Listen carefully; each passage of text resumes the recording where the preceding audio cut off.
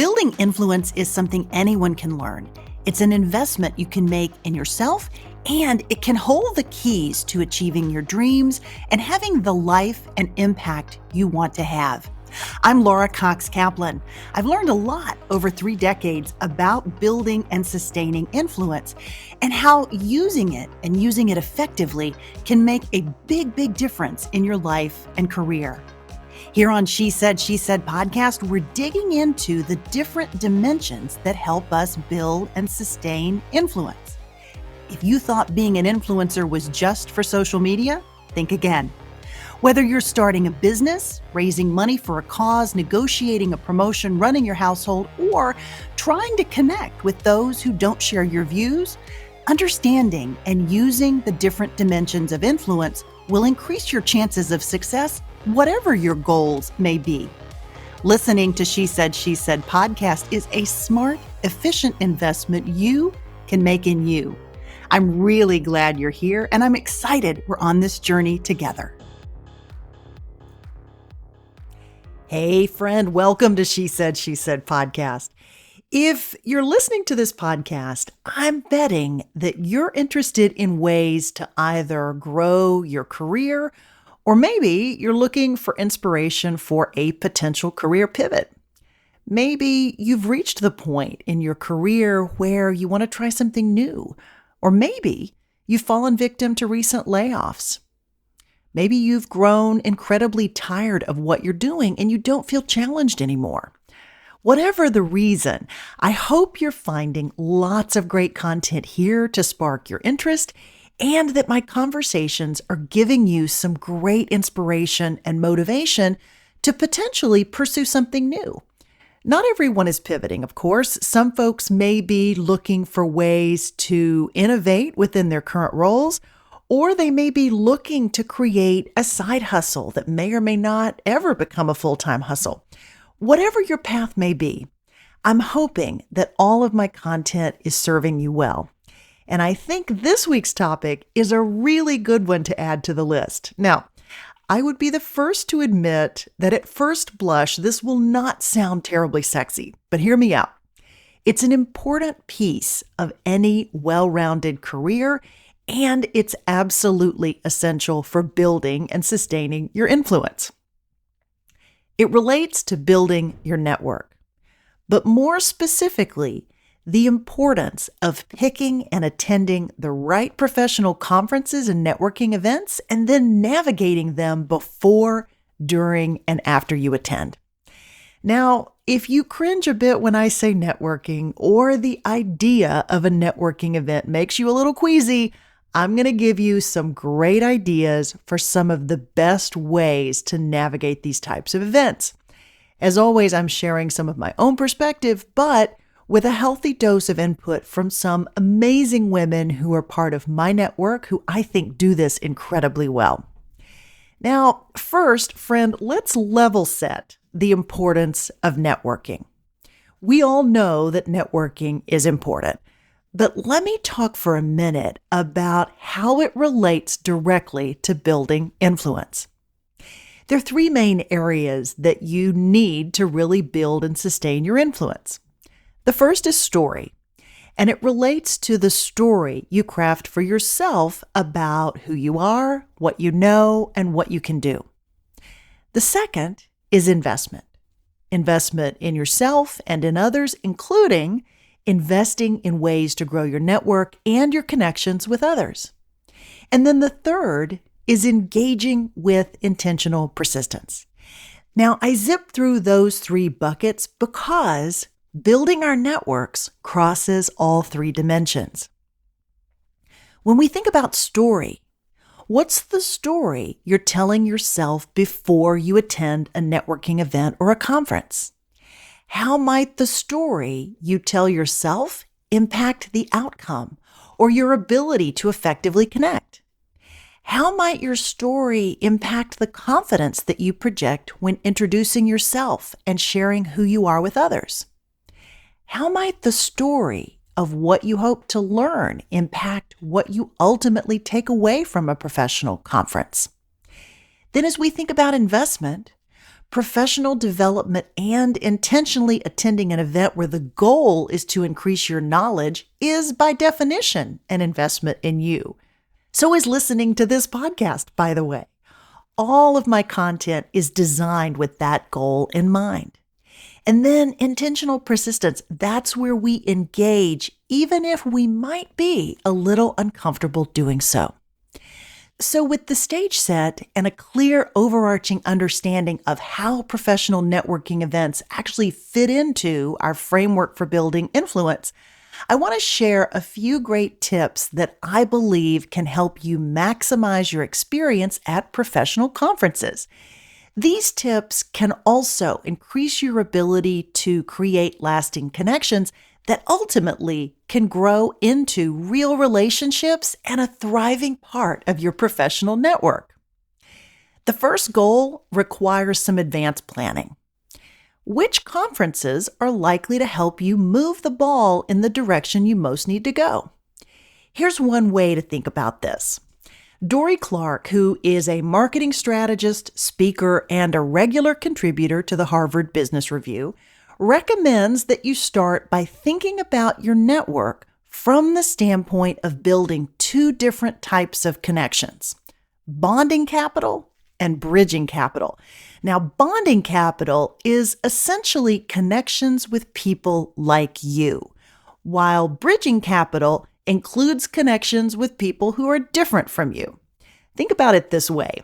If most of your connections are directly related to your industry or your company, you likely need more bridging capital that helps you see new opportunities and that is probably more likely to spark innovative thinking. Those bridging connections are more likely to help you expand your point of view, help you think more broadly and maybe differently, and potentially increase opportunities for both inspiration and innovation. Those bridging connections are potentially a bit trickier to build, but may yield the greatest benefit in helping you really grow your network. One of the things that I especially appreciate about one of the professional networking conferences that I attend and enjoy relates precisely to this point. The Southern Sea, which is a collective of creative entrepreneurs and founders, hosts an annual summit each year. And She Said podcast and the Southern Sea will be rolling out a collaboration series of conversations later this month and into March, which will help me really illustrate why and how all of this networking can be so incredibly important. The Southern Sea content is business-oriented and can generally apply to any type of organization, but it's particularly focused on those who have businesses that are in the creative space. Now, while She Said podcast can certainly be considered creative, I'm not manufacturing party skirts or gorgeous scarves, and yet I've learned incredibly valuable tools about connecting with customers, or in my case, an audience, creating effective collaborations, marketing the business, strategic advising, and so much more. Friend, this is just one great example, and it gives you a sense of how to think about potentially conferences that check that box of creating bridging capital for yourself. So once you get a sense of which conference will help you build more bridging capital, it's important to go a step deeper and think about who specifically is attending the conference and who you might benefit from getting to know. Going through the directory, if the organizer provides one, can be incredibly beneficial. You can look for potential points of connection that might have some relevance or a potential nugget that enables you to begin to grow a relationship.